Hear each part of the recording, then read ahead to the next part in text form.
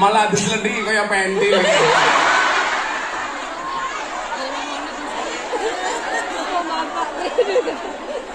Banyak terjadi di Hong Kong. Nah, ini membuktikan apa? Bahwa kita itu masuk surga bukan karena banyaknya amal, tapi karena rahmatnya Allah. Cuman persoalannya adalah karena kita tidak tahu amal mana yang mendatangkan rahmatnya Allah. Disitulah kenapa kita tidak boleh berhenti beramal. Saya bilang, ratusan bahkan ribuan panggung yang saya datangi, saya nggak pernah tahu dari panggung mana yang mendatangkan rahmatnya Allah. Maka kenapa saya tidak boleh berhenti?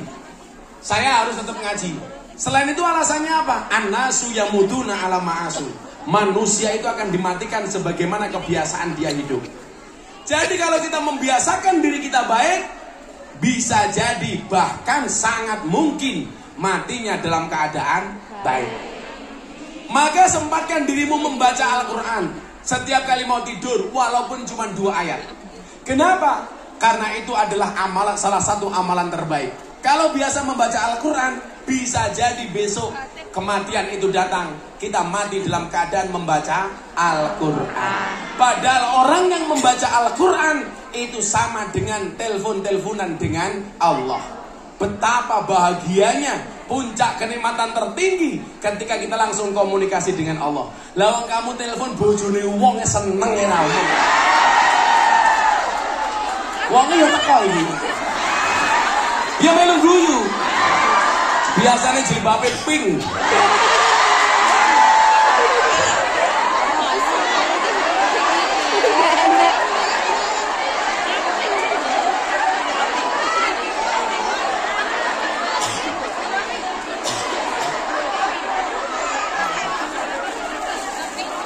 Bagaimana kalau kita teleponan langsung dengan Allah? Karena hakikatnya orang yang membaca Al-Quran itu takalum, itu sedang bercakap-cakap dengan Allah. Orang yang membaca sholawat, hakikatnya dia sedang bercakap-cakap dengan Nabi Muhammad. Maka apa? Jangan pernah berhenti untuk membaca Quran. Jangan pernah berhenti untuk bersolawat. Saya itu bersyukur, Bunda itu sehari minimal membaca sholawat lebih dari 15.000 kali tiap hari. Dulu ketika beliau dioperasi kanker, bahkan tasbihnya belum bisa dilepas jari-jarinya. Kenapa? Ketika dioperasi mulutnya tetap bergerak membaca sholawat. Kenapa? Karena kebiasaan dia membaca sholawat. Bojo saya itu mohon maaf, tak kelonnya selamatan. Ayo bun kelon. Enak bun.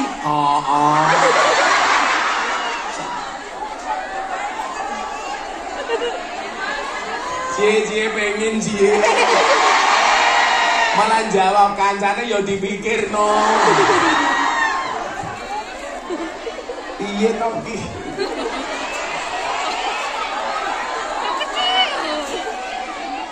artinya apa? Kita nggak boleh berhenti setiap kali ada pengajian, setiap kali ada kebaikan. Kenapa? Karena kita nggak pernah tahu amal mana yang mendatangkan rahmatnya Allah. Cuman saya meyakini orang itu akan dimatikan sebagaimana kebiasaan hidup. Saya punya teman Ainur Rafiq Lil Firdaus, kita kenal dengan nama Mas Opik Tombo Ati. Ibunya ini seorang hafidhatul Quran, penghafal Al-Quran. Tiap hari darus. Satu saat bertanya, apakah kalau saya biasa membaca Al-Quran, saya mati dalam keadaan membaca Al-Quran? Saya jawab iya. Dan Anda tahu, ibunya Mas Opik meninggal dalam keadaan membaca Al-Quran. Saya di Tuban punya teman kiai. Nah, mohon maaf, di Lamongan, namanya Kiai Imam Sayrozi. Beliau setiap hari pekerjaannya ngaji kayak saya, ngalor ngidul ngetan ngulon. Beliau meninggal dalam keadaan berangkat pengajian. Makanya kenapa saya di mana-mana ngaji, saya pengen mati dalam keadaan pengajian. Saya mau tahu saya ke Hongkong, Israel datang.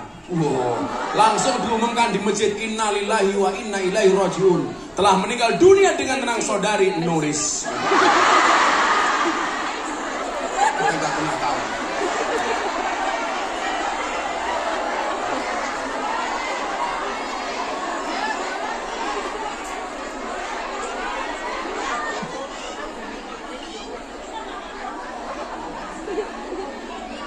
Sabar. sabar itu indah. Iya. Ngatur.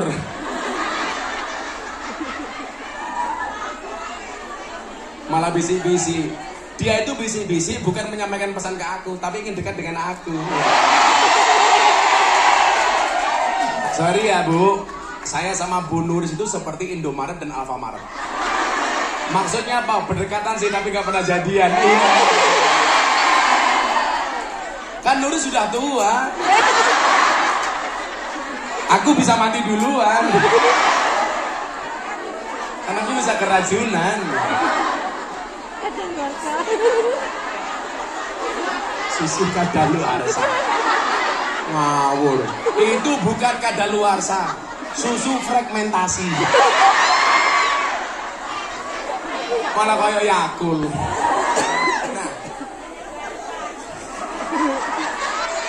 Cangkeme menyegarkan.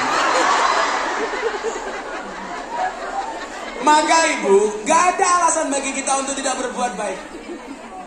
Kiai saya itu, Imam Sayrozi, akhirnya beliau berangkat pengajian dan beliau meninggal dunia dalam keadaan berangkat pengajian. Nah, maka kenapa? Berdiri. Ibu-ibu lebih suka saya duduk apa berdiri? Itulah perempuan. Di mana-mana suka yang berdiri. Wedang orang disuguh kon ngadeg gitu. Oke, setelah minum saya berdiri. Minumnya OTW. Oke, tunggu aja. Anas, wedangnya telat. Ini yang mau masuk Islam 2 orang ini. Nanti ya. Oke, saya minum dulu baru berdiri.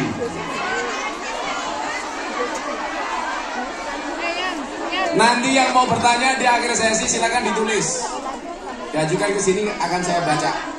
Tadi pagi saya bilang saya buat lomba konten TikTok atau konten medsos. Silakan diposting, laporkan ke Mbak Nuris. Nanti saya pilih tak kasih hadiah. Nanti nggak harus sekarang, nanti diadil dulu. Kamu dakwah menggunakan medsosmu. Apa yang melungker iki dadi meja ngene-ngene, di meja.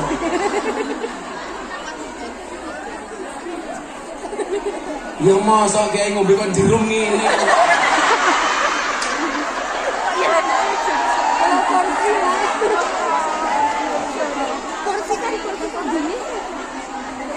Apa ndasmu ning ngene-ngene?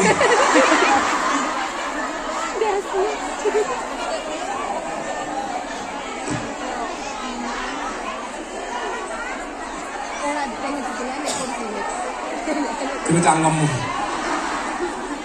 Oke, saya duduk. Wani biro. Sumu. Yalah.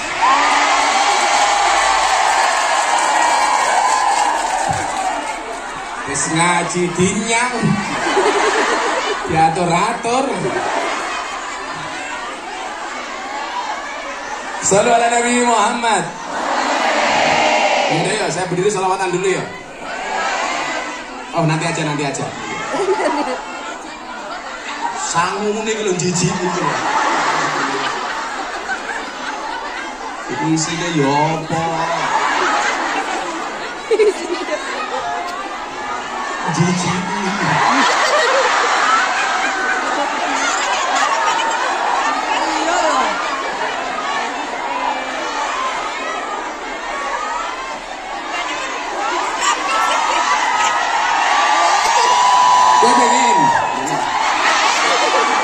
Sallallahu alaihi Nabi Muhammad. Maka kemudian apa? Menjadi hamba terbaik itu sebuah keharusan.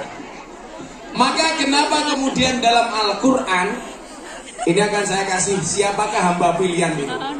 Kenapa dalam Al-Quran Allah Subhanahu wa Ta'ala berfirman fastabiqul khairat, berlomba-lomba dalam kebaikan.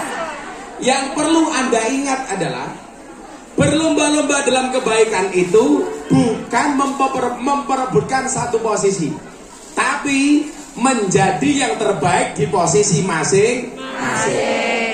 Anda kerja sebagai BMI, jadilah BMI terbaik. Siapa itu BMI terbaik? Satu, yang ketika dia berangkat niatnya baik, ketika bekerja baik, pulang dengan suami tetap baik. Karena banyak kasus di lapangan, niatnya berangkat baik, begitu di Hongkong punya uang, niatnya berubah. Betul? Di sini berubah, suaminya di rumah juga berubah. Yang terjadi keluarganya menjadi bubar.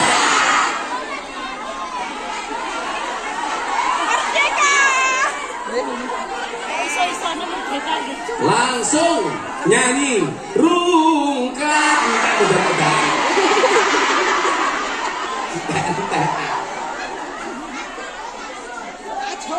Kurang di bojo. Malah takon sing ra duwe bojo piye. Saya kemarin siang di kafe, saya absen. Dari semua yang hadir ternyata yang janda hampir 50%.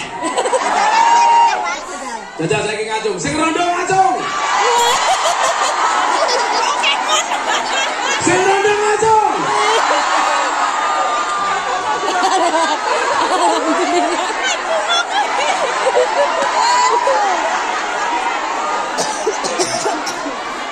Wahai para janda, ingatlah, bisa jadi cinta pertamamu meninggalkan luka, tapi yakinlah cinta keduamu insya Allah menghadirkan surga.